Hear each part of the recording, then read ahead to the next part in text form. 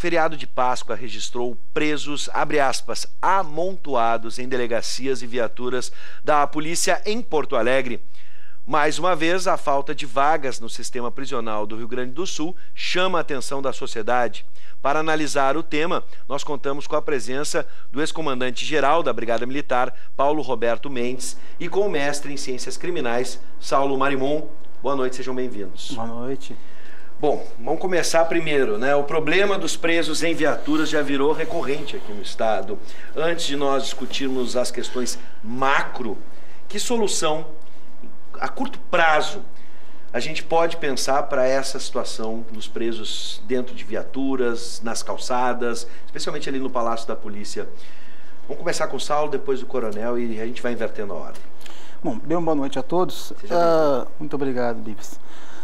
A solução na segurança pública sempre enseja uma complexa união de ações em que o governo estadual, junto com o governo federal, possa fazer uma redução a longo prazo. Mas a curto prazo, respondendo objetivamente, nós temos que pegar esses detentos e verificar o seguinte: eles estão tendo audiência de custódia, que é um elemento que historicamente existia no direito, mas foi trazido à tona na legislação recentemente, porque daqui a pouco nós temos alguns desses detidos, e a Brigada tem que fazer o seu trabalho, a Civil tem que fazer o seu, não tem que mexer nisso, né?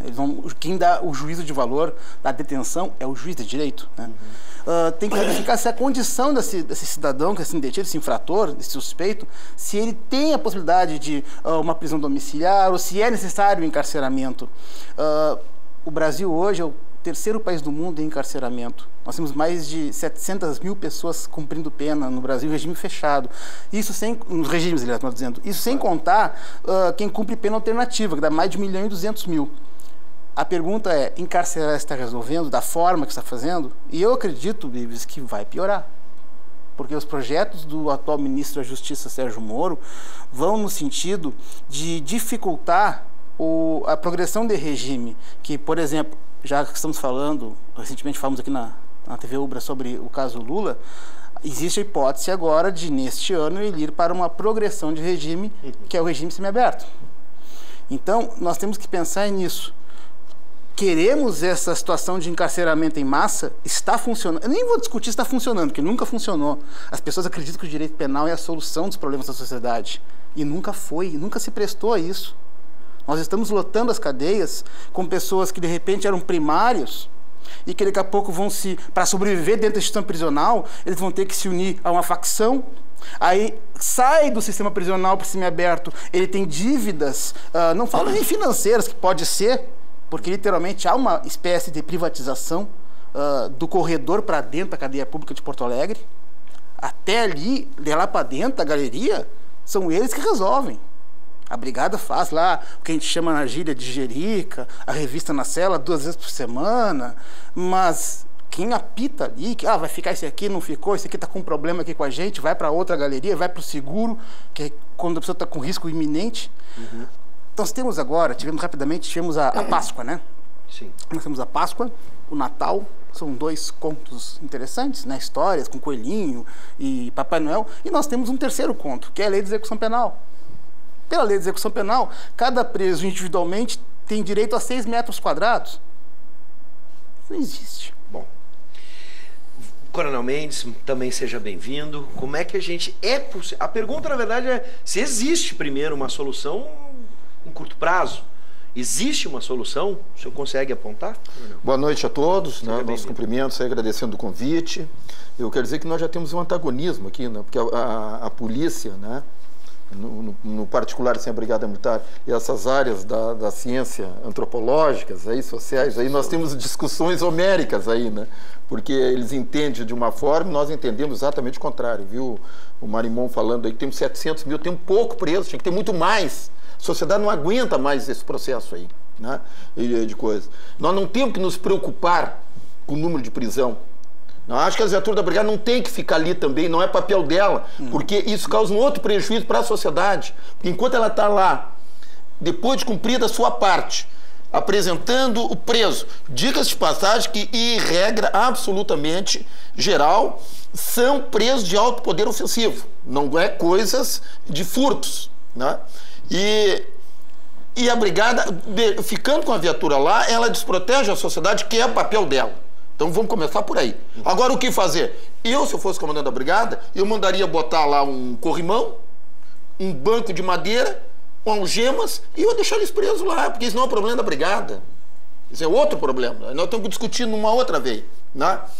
Então isso é uma questão importante, né? Para desmistificar. Acho que 700 mil presos é muito pouco. Falo que o Brasil é o terceiro no ranking.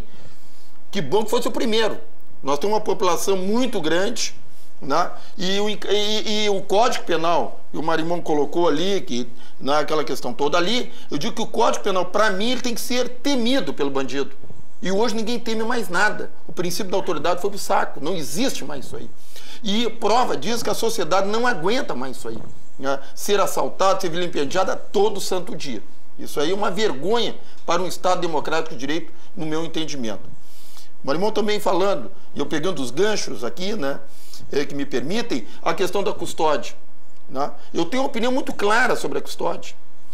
O que, na minha visão, tinha que ter uma lei de custódia para a vítima.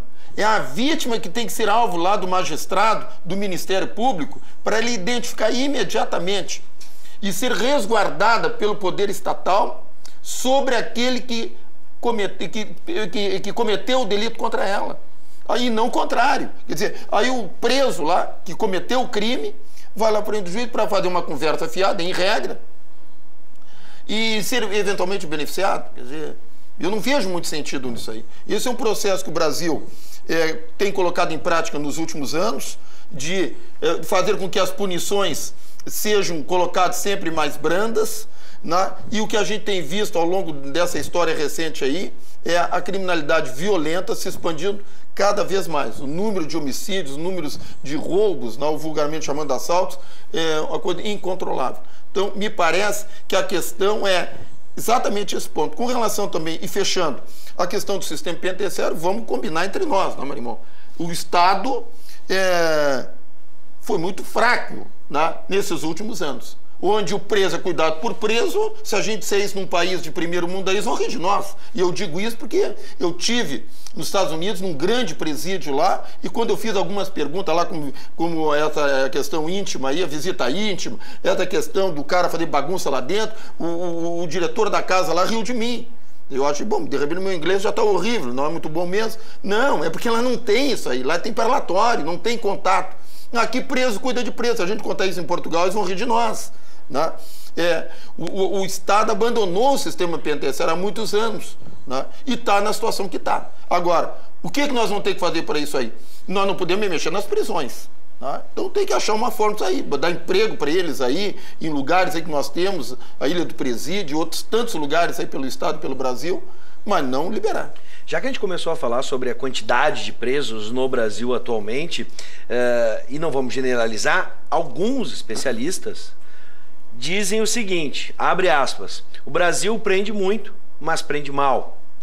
E aí a gente, pois vamos tentar analisar essa afirmação no caso, se prende muito no Brasil e no segundo caso, na segunda análise, se prende mal ou não. Começa com o Coronel Mendes, depois passa para o Salvo. Fico enfesado aqui. Vamos lá. Não, eu falei que eu inverti as ordens aqui. Debate de ideias, é isso? Diz que o Brasil prende mal. É mentira isso aí. E vou dizer uma coisa, quantos mandados de prisão tem não cumpridos no Brasil? 200 mil. Entendeu? Então, se o Brasil te prendesse bem, esses 200 mil estariam presos. Estão todos soltos. E, diga-se de passagem, não são mandados de prisão por coisas... Hoje, no Brasil, para prender alguém, todos nós sabemos que tem que, no mínimo, pena no limite de 8 anos para cima. Sim. Pena limite... Ninguém que rouba galinha tem essa pena. É tudo faltas graves. O prende mal, coronel, poderia também estar se referindo à pena, à progressão de regime? Enfim. Também. A LEP, ao meu juízo, a LEP também é uma vergonha. Isso aí tem que ser banido. Isso aí, que a prisão, dentro daquele princípio que eu falei, que o Código Penal tem que ser temido, respeitado aí, não tem que ter progressão de regime. Porque isso é uma falácia. Não existe. O que está lá na LEP, lá da reeducação, mas, irmão, me ajuda. Alguém já viu falar nisso aí? Eu nunca vi. Aliás, ao contrário. O cara chega lá no presídio, ele se forma para o crime, ele sai de lá com alta especialização. Sim. Ele vai reproduzir. Tanto é verdade, só perguntar para qualquer soldado de rua, que ele vai dizer, ele já conhece todo mundo, porque o cara já fez várias vezes, já cometeu vários assassinatos até ser preso. Então o Brasil prende mal, ele não prende bem, ele prende mal. Tem que ter mais preso. Se fizer qualquer enquete com a sociedade, as pessoas que estão nos vendo agora, elas vão ver que não tem sentido isso aí. Marimon, prende muito, prende mal? Eu não quero divergir, já divergindo de maneira frontal ao meu querido direto amigo, Coronel Mendes, mas ele falou de um Código Penal de outro país, não falou do Brasil.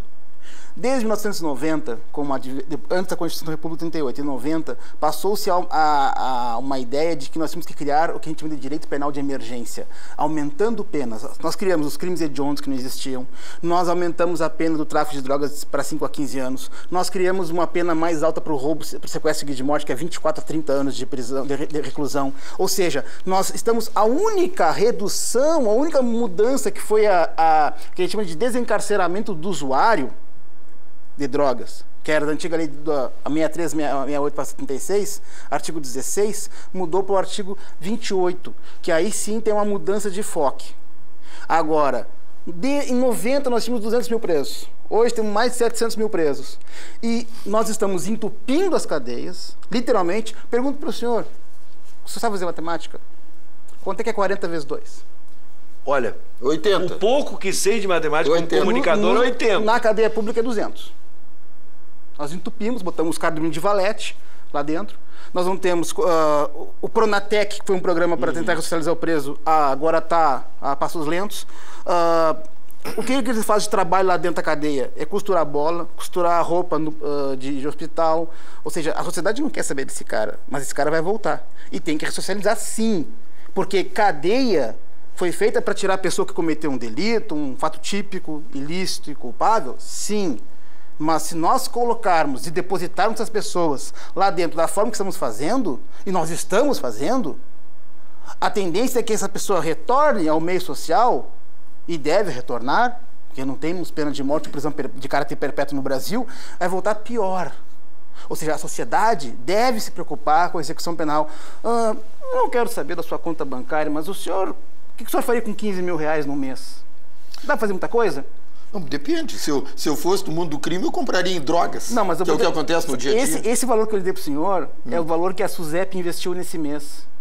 Investimento da SUSEP no mês de abril, 15 mil reais. Eu vou propor, temos poucos minutos, mas eu quero propor uma solução, por exemplo, que tanto se fala em descentralizar o sistema prisional, que está bem concentrado na região metropolitana, investir em cadeias municipais. Sim. Essa seria uma alternativa, por exemplo? Sim.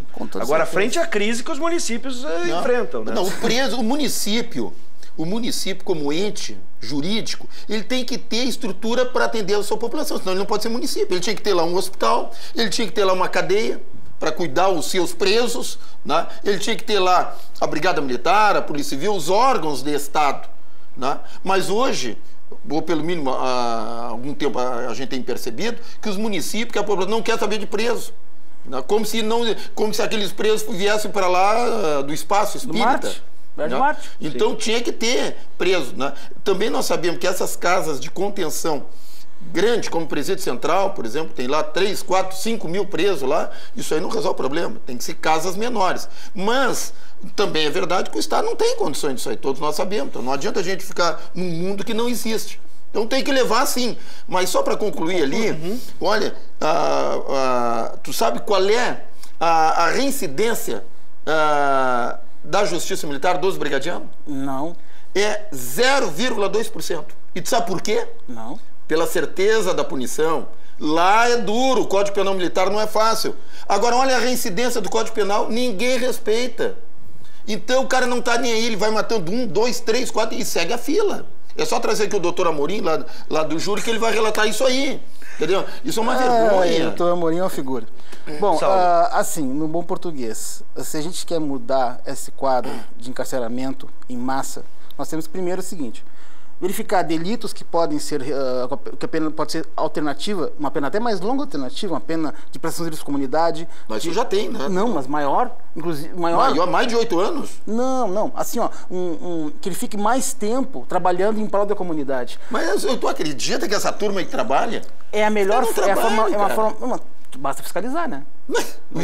Se o Estado delegou para os presos cuidar o preso, como é que vai cuidar? Coronel, aqui, ó, só para dar um exemplo.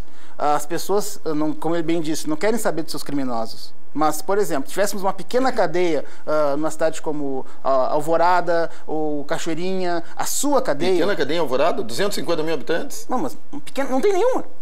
A Pecan aqui tem 4 agora, e tem vaga. Só que o que acontece? Não podem colocar os presos que estão na frente da Praça da Polícia, porque aí tem a questão das facções. O cara não está contra a facção, tem que resolver. Então, primeira coisa, as comunidades têm que aceitar que produz criminalidade. Isso nós primeira coisa. Não, claro que a ideia de mundo ela tem algumas ideias que a gente vai fechar e não vai fechar, mas isso é da vida, é democrático. Claro. Então, assim, ó, se nós não cuidarmos do sistema prisional, nós seremos, no futuro, reféns desse próprio sistema. Já estamos, né? Não, mas vai ser pior. Vai ser pior. Então, a sociedade tem que cuidar, sim. Só para dar um exemplo. Normalmente, se nós chegássemos para um governador de estado e disséssemos, se o senhor não investir em execução penal, o senhor vai ser preso por improbidade administrativa. O senhor acha que estaria assim hoje? Claro que não. Eles estariam investindo. A rede pública de saúde. Mesma coisa. Aí você abre um leque aí enorme. Sim, mas eu estou falando o seguinte, 15 mil no mês para a SUSEP e que eu tirei do site do Transparência do Estado. Esse número é assustador, sem dúvida. Sem dúvida. Senhores, eu quero só terminar esse debate com algo que eu acho extremamente produtivo que aconteceu agora aqui, não só nessa questão do sistema prisional, da segurança pública, mas eu acho que para qualquer discussão que a gente está vivendo num país tão polarizado. Vocês se referiram como amigos em um determinado momento, claro, e isso, sabe, engrandece essa discussão de uma forma incrível. Eu queria parabenizar e agradecer a presença dos dois, que por mais que tenham opiniões divergentes e fortes, vocês buscam sempre, e aqui encontramos como a municipalização do sistema prisional, né, como algumas saídas. Eu acho que você de casa, quando entrar numa discussão, tem que entrar assim, cada um defendendo as suas ideias, mas buscando pontos de encontro. E por isso eu quero parabenizar vocês. Como sociedade. Se eu não respeitar o próximo... São dois especialistas, cada um em segurança pública, mas cada um na sua expertise. Eu tenho cuidado com especialista, né? Sim. Porque hoje tem muito especialista. Bom. Né? Então tem que ter cuidado. Coronel, tem o especialista do especialista hoje também. Né? Mas eu queria deixar esse forte abraço para vocês. E nós agradecemos. Muito obrigado. Também. O Marimão nós já tivemos aqui, somos irmãos aí, né? Mas claro, que pensamentos divergentes debate de ideias, não. Que sirva de exemplo. Um debate elegante, em alto nível e que propõe ideias, propõe soluções. Muito obrigado, muito obrigado. As letrinhas já estão subindo. Tchau, tchau, gente. De tão bom que foi o debate.